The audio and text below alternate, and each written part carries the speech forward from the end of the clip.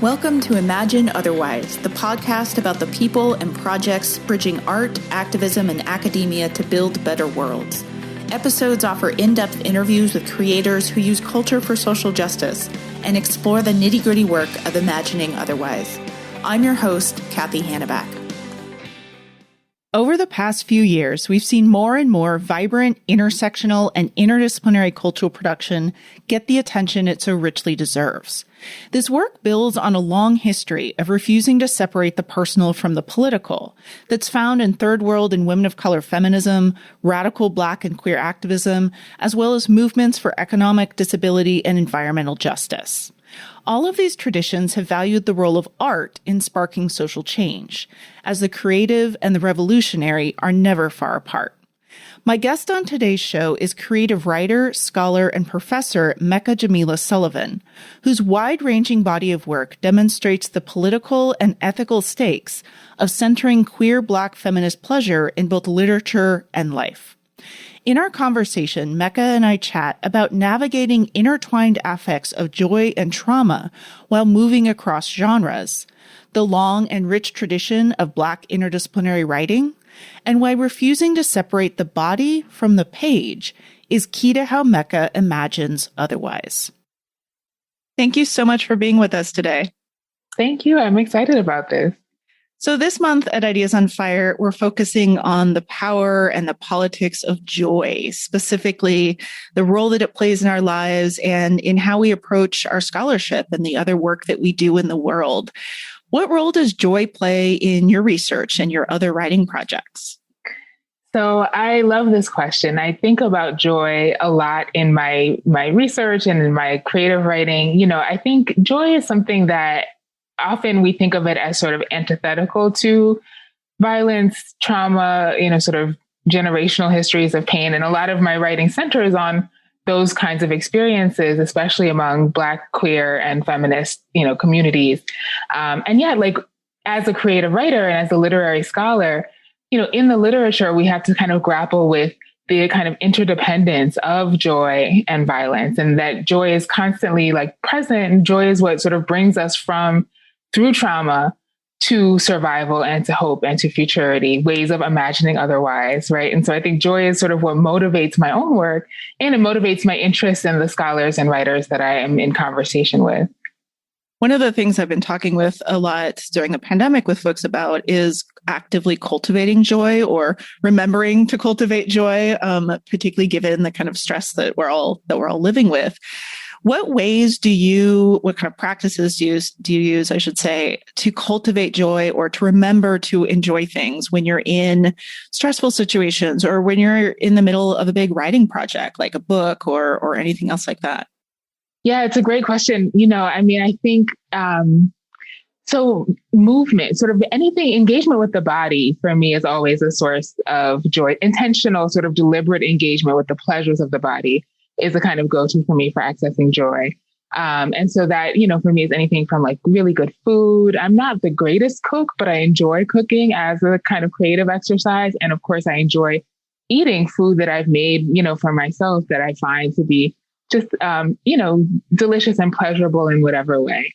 Definitely dance also, especially since the pandemic started. I had been, kind of taking dance classes off and on, but since the pandemic started, one of the things that's been interesting is being able to take dance classes in a range of genres across the world, really, from the privacy of my own home, so that there's a greater freedom and kind of, anonymity involved, right? That I can try a belly dancing class and don't have to worry about what my body looks like to anybody else in the space that I'm moving in. So there's a kind of ease and a freedom that I have found really joyful and pleasurable as well. And then just kind of my go-to, I enjoy running.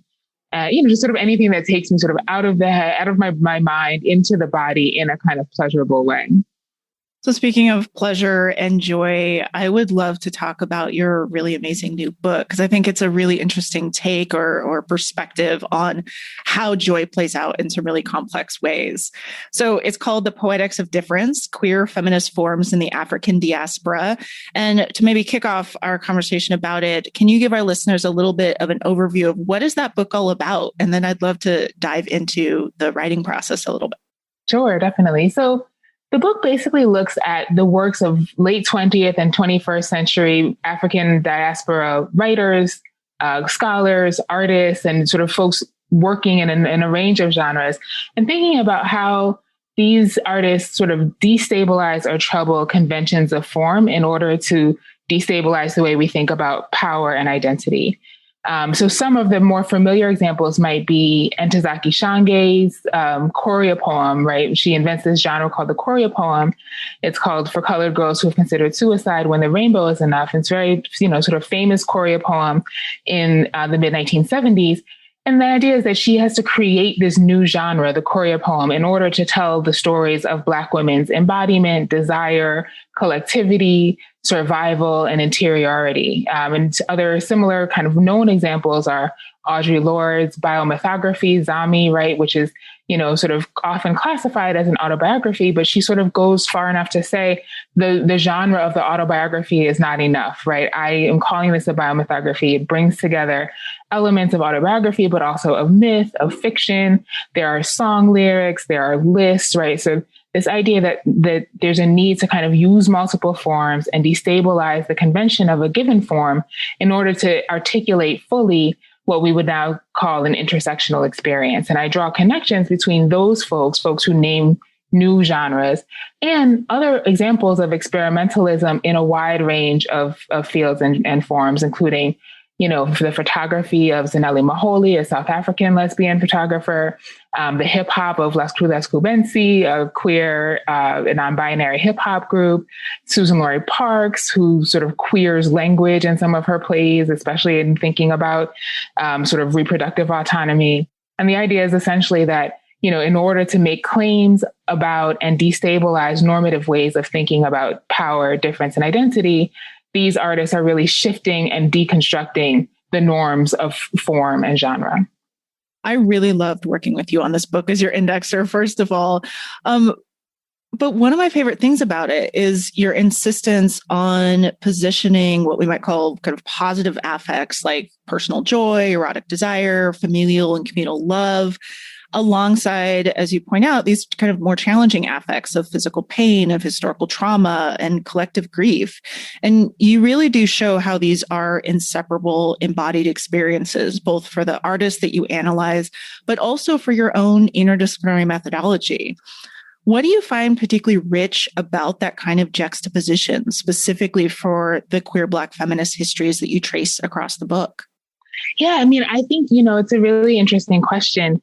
In some ways, for me, it's less of a juxtaposition than a kind of a plumbing of the depth and the nuance of lived experience, right? That, the experiences of joy, especially for Black, queer, and feminist communities, are constantly sort of in conversation with experiences of trauma, as you mentioned, personal, immediate, trauma sort of that shapes the context of the joy, and generational, historical, also kind of transnational, right? If we're thinking about sort of experiences of trauma, colonization, enslavement over space and time, that those are the contexts in some ways of even our joy, right?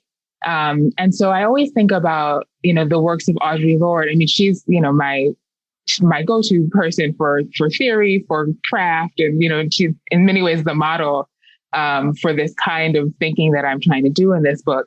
But, in her essay, Uses of the Erotic, right, she makes this really powerful argument that pleasure is a source of power that can be useful, right? It has a use in combating all manner of systemic and social violence. And she makes a similar argument in Poetry is Not a Luxury, right, about poetry and about creative expression. That creative expression taps into feelings, right? It makes you feel things like joy, for example, that makes you sort of think differently, that, can prompt a kind of intellectual, sort of processing and maybe reprocessing or rethinking that can then stimulate a kind of action, like can make you want to do things differently in the world. And so for me, following Lorde, I really think of pleasure and joy as sort of necessary resources for not only surviving trauma and violence, but also sort of imagining, sort of ways out of, and then following paths out of trauma and violence through action. And, it's also important, I think, to mention that for Lorde, both in terms of the pleasures of the erotic and the feelings of creative expression, what matters is that these are collaborative or can be collaborative experiences, right? So it's not simply that my own pleasure is radical, though I think for Lord, it is, and for me as well, but that there's something about the ability to share those feelings of pleasure, either through language or through shared bodily experience, right? That can then create collaborative movement toward freedom, power, justice, and the worlds that we want to live in.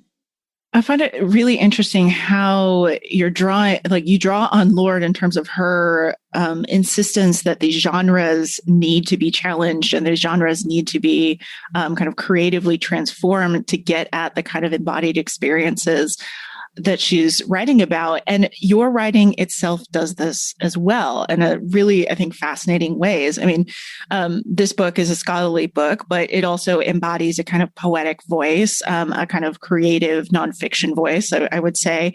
And of course, you also write in a bunch of other genres, articles, scholarly monographs, novels.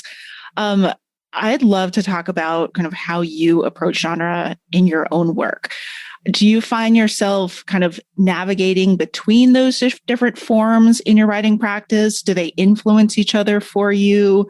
Do you maybe use one to explore a certain set of questions and then another one to explore different questions? Or how do those different formats work for you in how you approach your writing? It's a great question. First of all, Nate, I really appreciate your observation that there's, kind of creative or narrative voice present in the scholarly book, because that's important to me. And it's wonderfully affirming to hear you say that. I think there are kind of two answers to this question. There's like the narrative version, right? That's like how I have, worked to create a space for myself to be a scholarly, to write scholarly work and also to be a creative writer. And then there's the kind of theoretical, linkage that I see in terms of these two different kinds of work that I do. And I think really when it, at the end of the day, when it all comes together, I'm concerned with the same themes, right? I'm interested in the kind of interior lives, the bodily lives of Black women and queer people in the diaspora.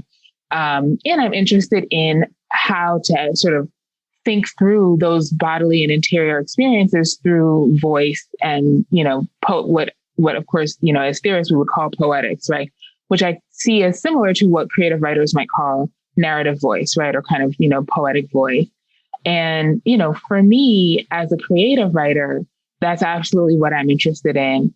And in my short fiction in particular, I'm definitely kind of working to sort of push the boundaries a little bit of what a short story can be and what a narrative voice can do. Like, what can a narrator, how can I sort of explode the kind of bounds of a narrator in order to really plumb the depths and nuances of that narrator's interiority? So I do a lot of kind of experimenting in my short fiction, particularly with narrative voice. In my longer fiction, for example, in my novel, that's less the case. But again, those themes of embodiment, desire, and especially interiority for Black queer people and Black women that's all front and center for me. And yeah, I definitely see this as, the narrative part of the story, right, is that it took me a while to figure out how to really reconcile these two different interests that I have.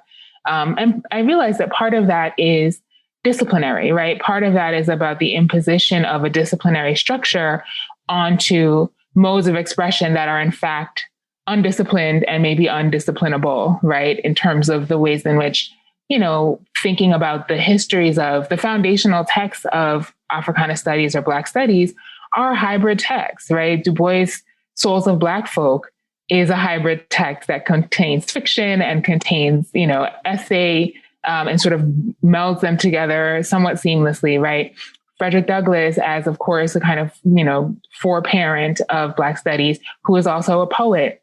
Frances Harper, right? Same thing. Audre Lorde, who we've been talking about. So that, for me, it's important to kind of reflect back and remember that the distinctions between poetry, prose, scholarship, and creative expression are maybe external distinctions that don't always serve the communities that I'm most interested in writing about. Do you tend to start with genre or with the kind of idea? Like when you're figuring out, do I want this to be a short story? Do I want this to be a scholarly article? Do I want this to maybe be a novel? Do you start with a genre, or do you let the genre kind of be shaped by the questions or explorations that you're tracing? That's such a good question. I don't know if I've ever been asked that question. I think often people ask in a creative writing context, they'll ask, okay, what part of a story do you get first, or what comes to you first? But I've never really asked myself that question in terms of whether a piece needs to be thought through in an academic writing context or in a creative context. I think that what comes to me first is usually a voice. Well, for creative writing, at least, it's a voice that comes to me first. And so if I'm hearing a voice, or if I have a sense of a character, that's a clear sign for me that this is going to be a piece of fiction. The question of whether it's going to be a short story or something more, something novel length, that's tricky. I'm still kind of working that one through, I mean, there are a lot of my characters, I fall in love with their voices, and I do feel that I could sort of sit with those characters forever, and continue to sort of follow them through their lives and see what conflicts, and struggles come up for them and learn how they address them. There's a kind of curiosity, I think, that drives my fiction that starts with a voice. Whereas with academic writing, I think it is more, there'll be an idea, or not even idea, but something that sort of bugs me, right? Like there's something troublesome that I keep coming back to, that I really want to kind of grapple with and work out. And in the case of the Poetics of Difference, that's absolutely what it was. I was doing all of this reading in thinking about intersectionality. I was thinking a lot about standpoint theory and even sort of getting into theories of poetics. And, I was thinking about how, as a creative writer, there's a completely separate language for talking about some of these same ideas. And yet for me, I saw them very closely related. And in the works of the writers and artists that I was most interested in, I saw them really sort of grappling with these things at the same time, right? Talking about multiple experiences of difference without naming intersectionality, for example, and yet theorizing intersectionality, right? And so for me as a scholar, I thought, well, I can't, someone has to say this, you know what I mean? And I can't kind of, can't let it rest. So I guess that would be, for me with academic writing, there's something, usually there's a bee in my bonnet, as it were, right? That I'm like, I have to kind of learn about this and figure this out and say something about this. Whereas I think with creative writing, it's more of sort of hearing a voice or conceptualizing a character and wanting to kind of follow them and learn from them. So this podcast is called Imagine Other Ways. And I think your work across all of these different genres and formats is such a phenomenal example of what it looks like to do exactly that, to imagine different worlds. And so I'll ask you this question that I'd love to close out every interview with which gets at that big why behind all of the different projects that you do in the world. So what kind of world do you want? What kind of world are you trying to bring into being?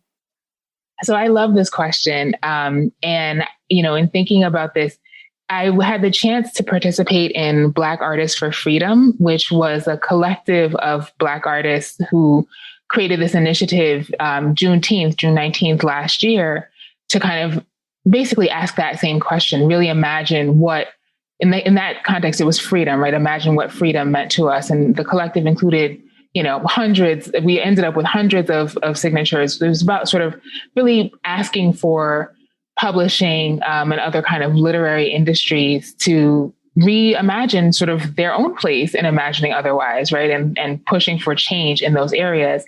So one of the things that we did as part of that collective was to kind of come up with a paragraph to imagine what futures we might want to live in. And so what I came up with at that time, I think, is absolutely what I'm interested in imagining today. So I'll just read that. What I ended up coming up with was, in my freedom, our worlds are defined by our limitless imaginations, not by whiteness, straightness, ableness, thinness, or their delusions of gender. Wealth is not a violence to hoard, but a space to fill with visions of pleasure, our own idiosyncratic dreams of taste, sound, smell, feel, fullness. In my freedom, we have the language we need to name our pleasures precisely, the resources to plan for their creation, and the love, life, heart, and energy to share our pleasures with our people who we know, like breath, will still be here. And that's absolutely as true today as it was nearly a year ago for me. I think that's a pretty amazing world to bring into being. Right? Let's do it. Well, thank you so much for being with us today and sharing how joy is operative in all of your projects and giving us some really wonderful inspiration for bringing about that better world. Yeah, thank you for this. It's been wonderful. I've really enjoyed talking with you.